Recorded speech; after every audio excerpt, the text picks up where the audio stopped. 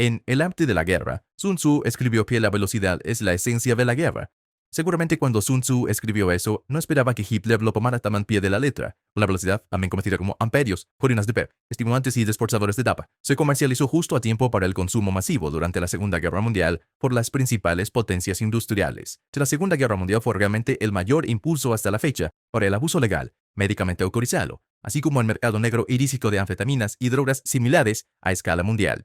Bienvenidos a Naughty History. Y hoy descubramos cómo las pastillas de PEP controlan las mareas de las batallas durante la Segunda Guerra Mundial.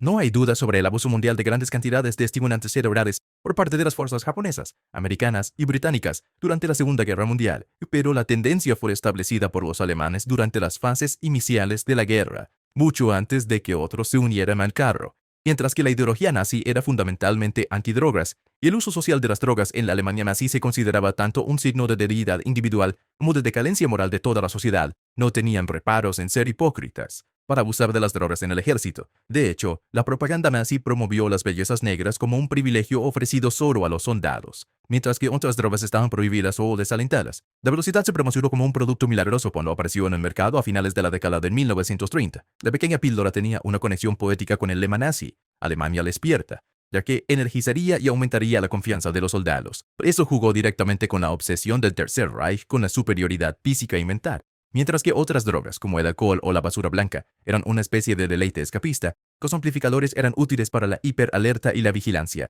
Ya hemos discutido en nuestros videos anteriores cuánto estaban obsesionadas las armadas con el concepto mítico de supersoldados durante la Segunda Guerra Mundial, y los abejorros también contribuyeron a su fascinación. Las naranjas de relámpago se consideraban un pequeño atajo para convertir a los soldados ordinarios en superhumanos, pero como declaró Hitler, no necesitamos personas débiles, queremos solo a los fuertes.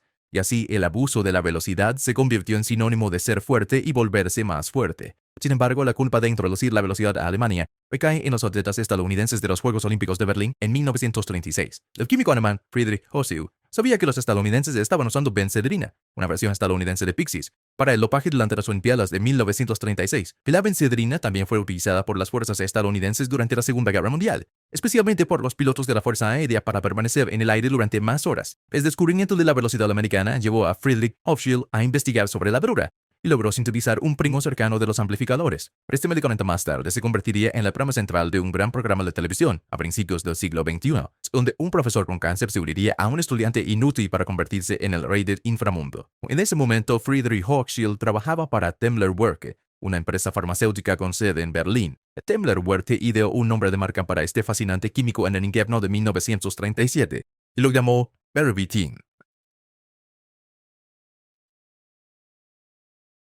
Gracias a la agresiva campaña publicitaria de la empresa, Pervitin se hizo conocido en pocos meses. Las tabletas eran extremadamente populares y se podían comprar sin receta en las farmacias. Se podían comprar chocolates mezclados con anfetaminas. Pero el uso más importante del medicamento estaba por venir. De 1939 a 1945, el Tercer Reich asombró a Europa con su Blitzkrieg en todos los frentes de batalla. Su eficiencia militar se ha convertido desde entonces en un leitmotiv de los estudios de historia, aunque académicamente el éxito nazi en este periodo se ha atribuido a su superioridad tecnológica, optimismo y estrategias innovadoras. Sin embargo, había más en eso. El Wehrmacht no dejó nada al azar. Todo fue meticuloso y precisamente calculado, desde el peso de las armas de fuego hasta los momentos de ataque, así como cuándo y cómo abusar de las drogas para mejorar el rendimiento. Durante la guerra, los alemanes consumieron Pervitin. Produce más energía y reduce la necesidad de dormir y el hambre. También se atribuyó al despertar gran entusiasmo e hizo que los soldados creyeran que la propaganda nazi eran todo arcoíris y unicornios. Herbertin disfrutó de un estatus legal en Alemania hasta 1941 y hasta entonces se publicitó ampliamente en toda la nación. Otras vallas publicitarias se esparcieron por todo Berlín desde 1938 hasta su regulación en 1941, a medida que el consumo se volvía más y más oscuro. Según el libro de Norman Oder, Blitzed Drugs in Nazi Germany, toda la nación dependía en algún momento del speed y puede ser motivo de burla ahora. Pero Pervitin nunca fue destinado a ser una droga militar para los nazis, pero fue diseñado para competir con la bebida estadounidense popular en Alemania llamada Coca-Cola. Timmer contrató a Mattis y a su hijo para la campaña publicitaria de su nuevo medicamento casual. Alemania estaba pasando por una calamidad en ese entonces: la vergüenza de la derrota en la Primera Guerra Mundial, el humillante tratado de Versalles, crisis económica, agitación política, el auge de la furia nacionalista y toques de bocina estridentes para otra gran guerra.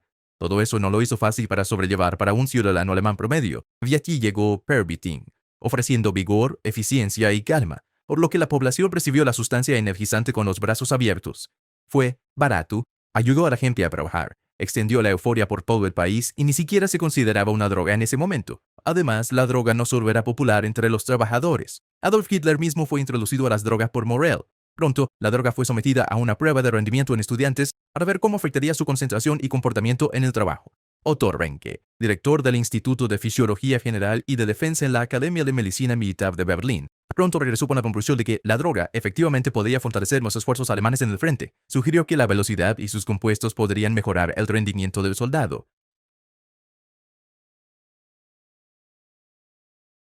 Siguiendo la investigación realizada bajo la dirección de Otto Ranke, Pervitin fue introducido en las raciones diarias de los soldados nazis y se debía consumir hasta 2 veces al día. La droga pronto comenzó a mostrar sus efectos. Los soldados actuaban sin miedo y estaban extra emocionados incluso en las situaciones más mórbidas. El objetivo de Otto Ranke de derrotar al enemigo con soldados químicamente mejorados ahora era una realidad. Los soldados caminaban hasta 60 kilómetros y trabajaban sin parar durante 3 días sin dormir. Esto fue la mayor ayuda que facilitó la invasión de Polonia en 1939, el Blitzkrieg a través de las Ardenas francesas en 1940 y la campaña de los Balcanes de 1941, donde los alemanes lucharon sin cesar durante 11 días. Otto Ranke estaba encantado con el éxito de su pequeño hallazgo y se había convertido en un usuario diario de la droga. Vivía el sueño de la grandiosidad nazi de dominar el mundo y se veía a sí mismo junto a Hitler en poco tiempo. Su correspondencia indica que él y sus trabajadores de escritorio, también, estaban trabajando sin ningún sueño y consumiendo píldoras de un lado a otro, ignorando el límite de la receta para manejar las exigencias autoinfligidas de sus trabajos. Antes de jugar un papel crucial en la evasión del colon,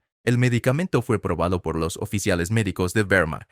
Ordenaron a los soldados de la tercera división de tanques tomarlo durante la ocupación de Checoslovaquia en 1938. El éxito allí despejó el camino para el uso militar generalizado en la invasión de Polonia, que causó la muerte de más de 100.000 soldados polacos. Este fue el momento en que el término Blitzkrieg o la guerra relámpago entró en existencia. Estar drogado con velocidad permitió a los soldados alemanes enfatizar la prisa y la sorpresa para sorprender al enemigo y atropellarlos. Pervitin eliminó lo que diferencia a los humanos de las máquinas.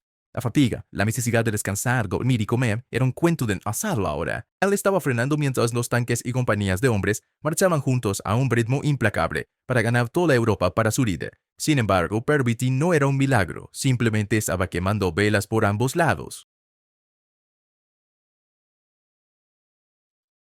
Nada en este universo era tan benevolente como prometía ser Pervitin para la Alemania de Hitler. El medicamento obviamente tenía sus efectos secundarios. Los primeros informes encontrados en los archivos mencionan efectos adversos como agotamiento, dolor de corazón y problemas de circulación. Pero esto instigó un estudio más profundo dirigido por el Reichsfeldführer Leonardo Conti, quien entre otros pronto sonó las alarmas sobre el riesgo de perversión, y eso llevó a su regulación y prohibición en 1941. La droga ahora solo estaba disponible con receta, pero estas advertencias cayeron en oídos sordos. A pesar de la retórica antidrogas de Hitler y el partido nazi que se había difundido desde 1933, las nuevas regulaciones fueron ampliamente ignoradas. Tenían una razón perfecta para ello también. Toda Alemania estaba enganchada al Pervitin y la prohibición repentina provocó un gran síndrome de abstinencia nacional. Irónicamente, el propio Hitler estaba fuertemente adicto. En lugar de reducir la dependencia económica alemana de los productos farmacéuticos y abordar un problema alarmante de adicción, la prohibición fue considerada en gran medida un fracaso, incluso en el frente civil. Al ejército ni siquiera le importaba la prohibición o regulación. De hecho, los oficiales militares parecen encontrar legítima su distribución,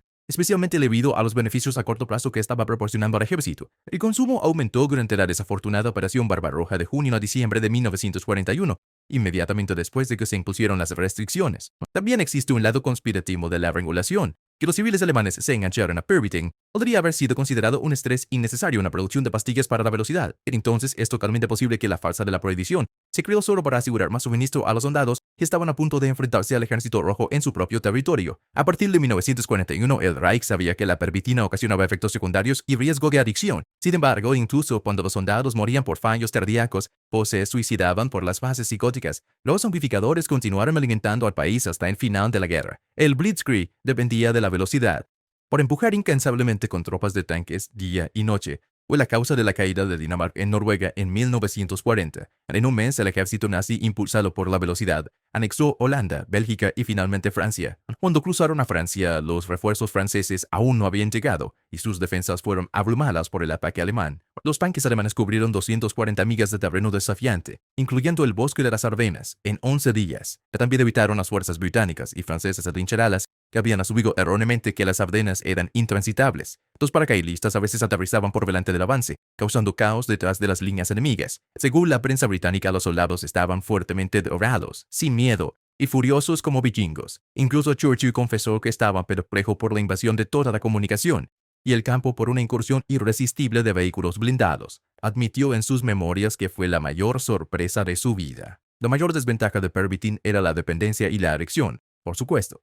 Proporcionar a los soldados dosis diarias inevitablemente los hizo y su rendimiento dependientes de Pervitin. Y cuando el suministro se agotó, la escasez y la retirada causaron caos entre las filas alemanas. Los síntomas incluyeron náuseas, alucinaciones, ansiedad, depresión y la disminución de las capacidades cognitivas eran rampantes en los campos alemanes. A pesar de los esfuerzos de Conti para limitar el uso de Pervitin, el ejército estaba obsesionado con la droga y continuó su abuso. La situación se agravó con los años y los soldados murieron cada vez más por insuficiencia cardíaca, muerte o errores militares. El ejército no estaba controlando Pervitin, era Pervitin controlando el ejército. De hecho, Morell, quien irónicamente introdujo a Der Führer Hitler a la droga, también fue quien reveló durante los interrogatorios cómo la propia adicción de Hitler a Pervitin llevó a malas decisiones estratégicas que resultaron en la victoria enemiga en Normandía y finalmente la caída de Berlín. El medicamento milagroso de la Wehrmacht brilló intensamente durante los primeros años de la guerra, pero también se volvió contra ellos y se convirtió en la razón del declive del Tercer Reich. Tim Lerbenka, el creador de la droga, fueron los únicos ganadores, obteniendo enormes beneficios de la producción implacable.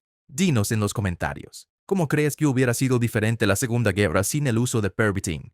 Y como siempre, gracias por ver Naughty History.